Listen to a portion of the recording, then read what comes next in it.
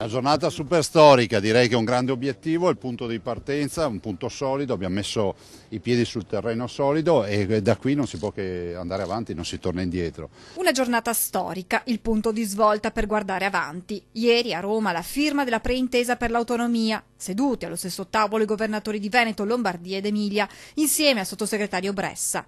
Un giorno che segna la storia, ma un giorno che segna anche l'inizio di un nuovo percorso, quello che porterà all'attuazione dell'autonomia intanto per le 5 materie concordate. Noi abbiamo 5 tavoli già aperti che non si dichiarano conclusi ma semplicemente aperti con già delle risultanze. Sono per la sanità, per l'istruzione, per l'ambiente, per il lavoro e i rapporti con l'Europa. Continueremo il lavoro anche su questo fronte, aprire gli altri 18 tavoli e quindi poi chiudere l'intesa. Dunque nello specifico, per quanto riguarda la sanità, la Regione avrà una maggiore autonomia nella gestione del personale, potrà modificare o eliminare il ticket nazionale. Per l'istruzione sarà possibile programmare l'offerta formativa anche per le scuole superiori e la Regione avrà l'opportunità di stabilire il numero di insegnanti necessari. E ancora per il lavoro, la preintesa dà un'autonomia sia legislativa che organizzativa per le politiche attive.